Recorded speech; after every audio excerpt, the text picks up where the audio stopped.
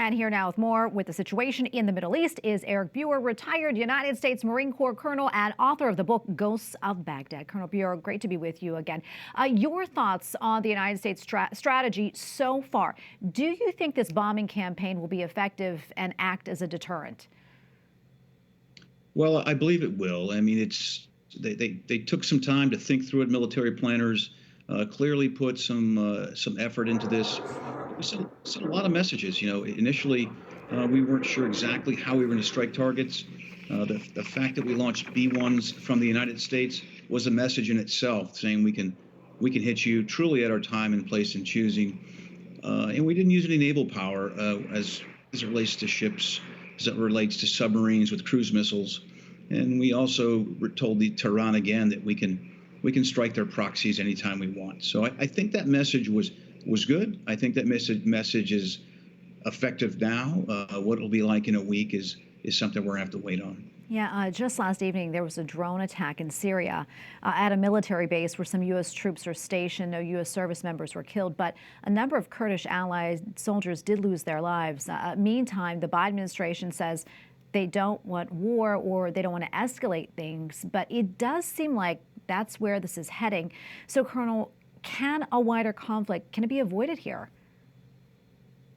I think it can. I don't think the Iranians really have the ability to widen the war much more than they have. I mean, they have to use proxies. Their Air Force is decimated. It's a 1970s Air Force. They really don't have any armored formations or traditional military power that we could easily target. So I think they're still counting on their proxies, and it doesn't.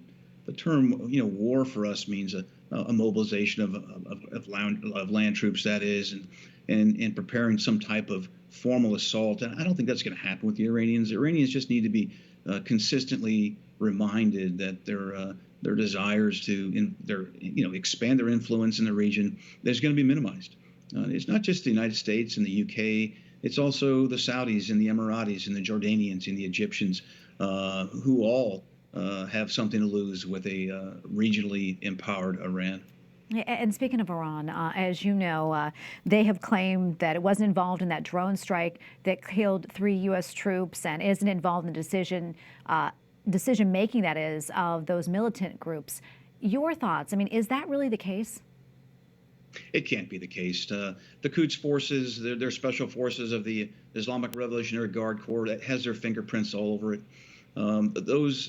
Those proxies don't really have the skills and the training and the logistics to fly what are very sophisticated drones, and not just fly them, but employ them effectively. So Tehran's fingerprints are all over this, and to believe otherwise would just would really be naive. Colonel, we're almost out of time here, but quickly, before I let you go, should we be concerned that this conflict may spread here to the United States with potential terror attacks on U.S. soil, especially, as we're seeing so many military-age men coming over the U.S. southern border? It should concern us all. The southern border is it's the biggest black eye this administration may have. It's certainly a national security issue. We have to take care of it. We have to secure the border. We have to know who's coming in this country. There's a lot of folks out there that do us harm, and I suspect more than a few have made it across the southern border. All right, we're going to leave it right there. Colonel, thank you so much for your time. Always appreciate.